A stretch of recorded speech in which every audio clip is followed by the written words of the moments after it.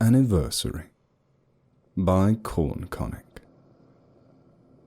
I exhale, trying to open my eyelids. They flicker violently, unable to stay in one place.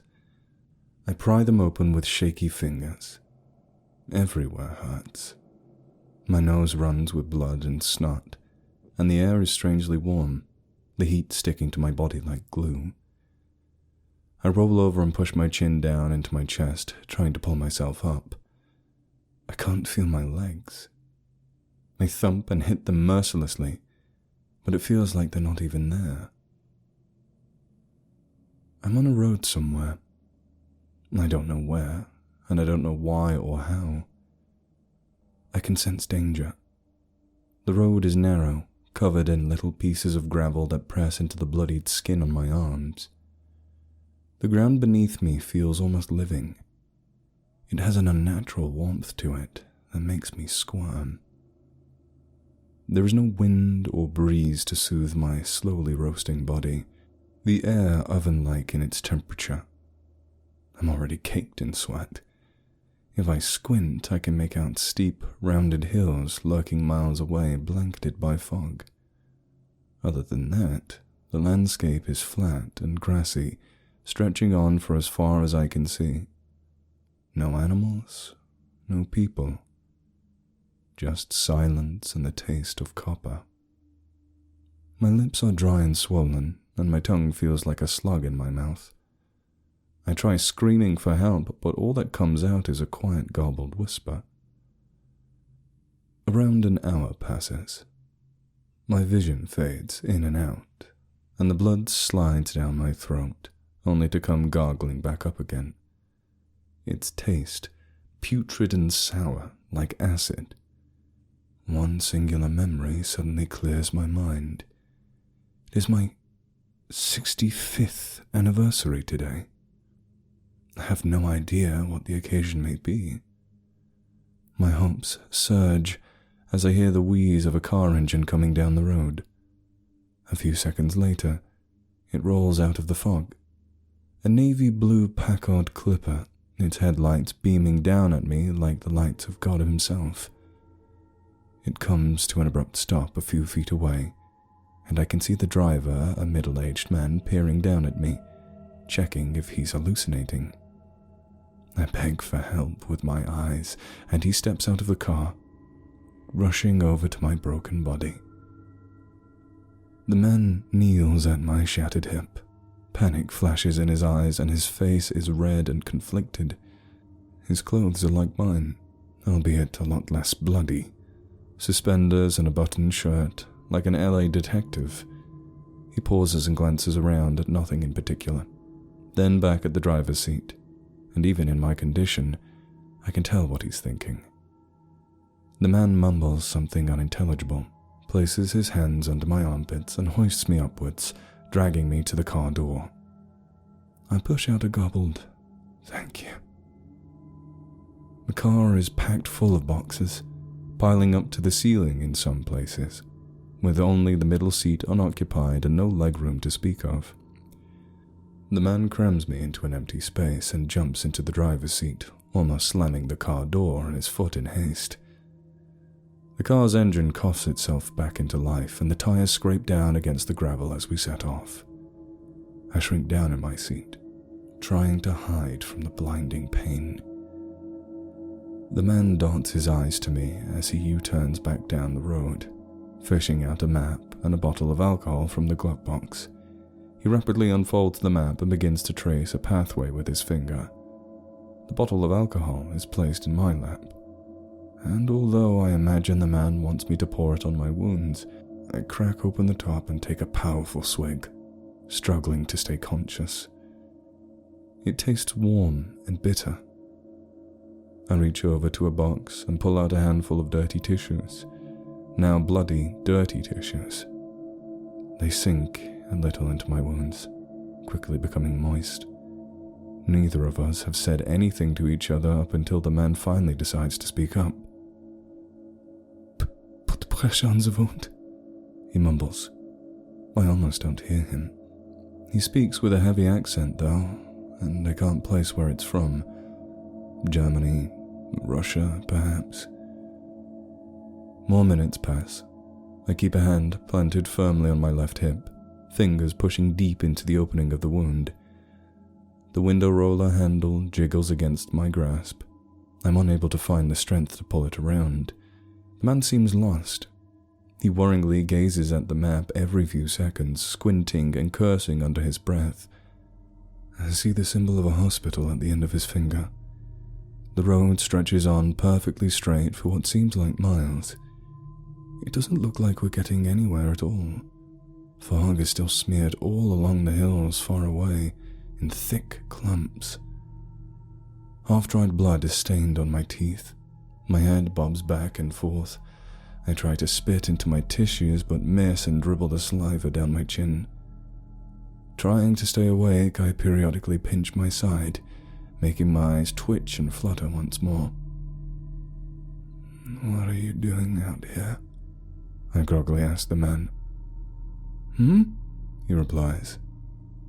"You seem lost.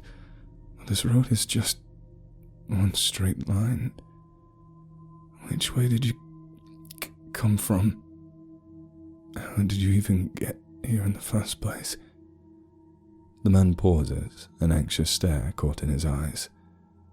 I begin to wish I'd never asked as his face fills with worry.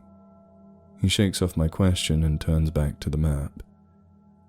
Even more time passes, and something undeniably feels very wrong.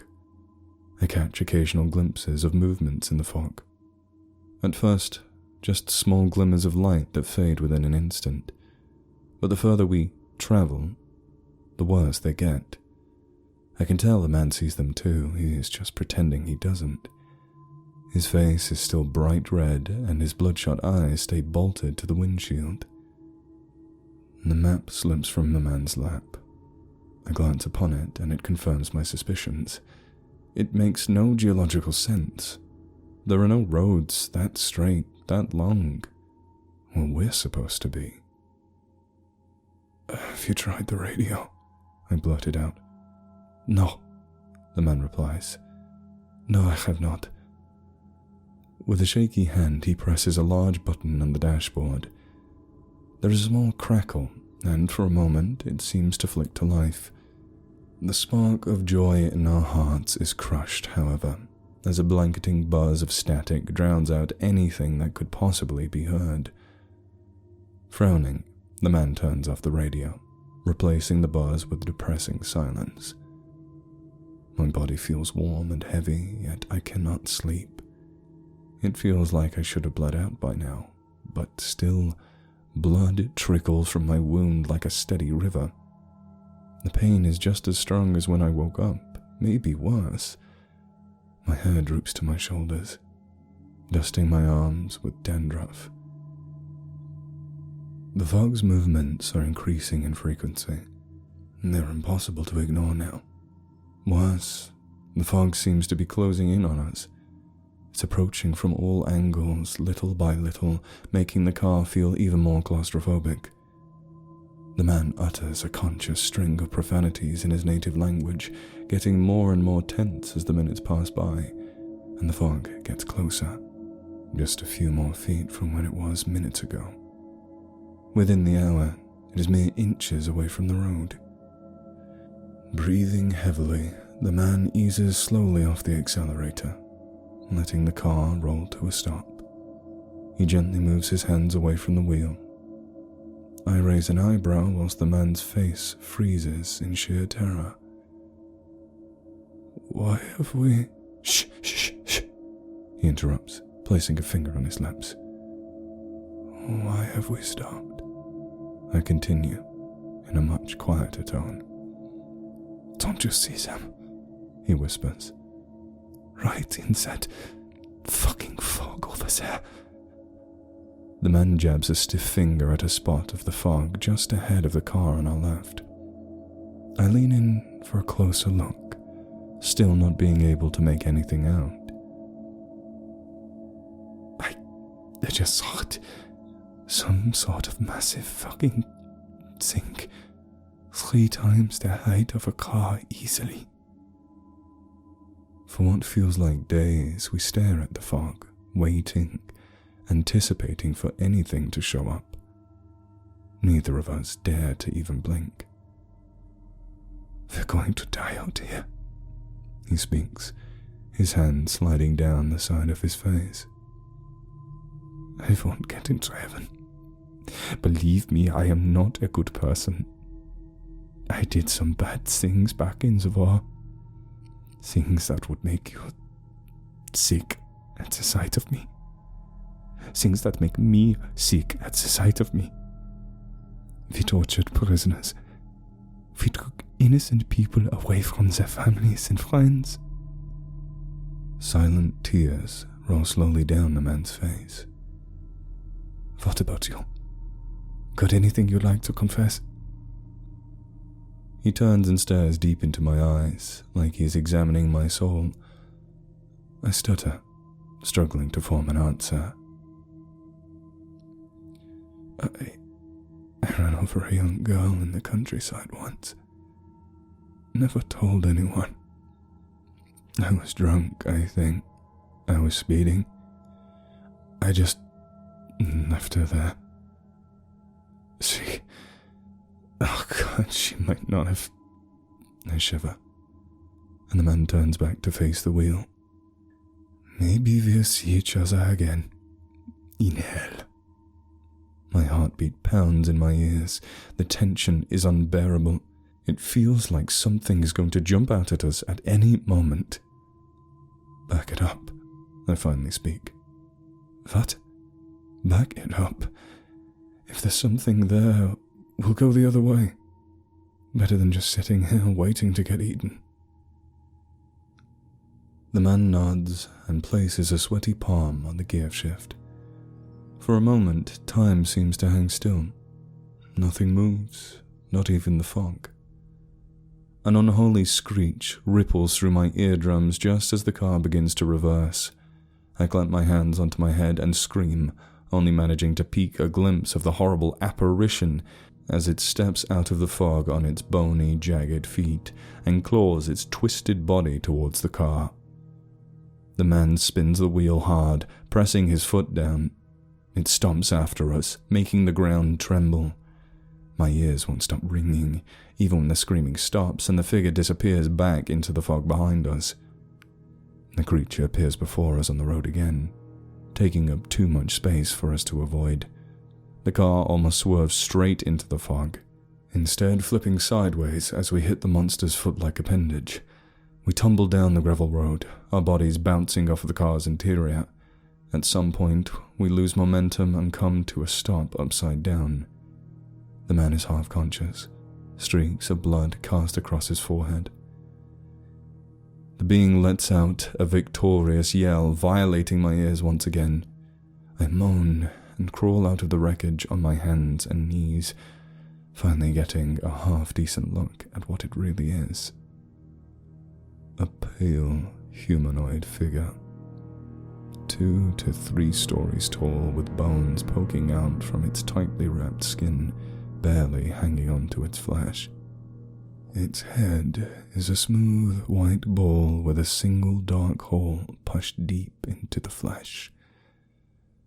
I press myself firmly into the gravel, taking shallow breaths. The monstrous being reaches down with a long finger and scrapes the ruined clipper into its palm.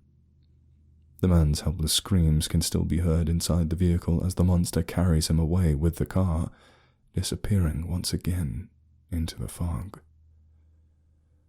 Broken, I lay down and wait for death. But it doesn't come. The creature does not return for me, and I wail hopelessly at the sky, begging to be put out of my misery. I still can't move my legs, and an overwhelming feeling of déjà vu prods at my mind, like I've lived through this experience countless times. Another memory fades into my mind. Today's date, 17th of September, 2019. Finally, it all clicks. I died 65 years ago today.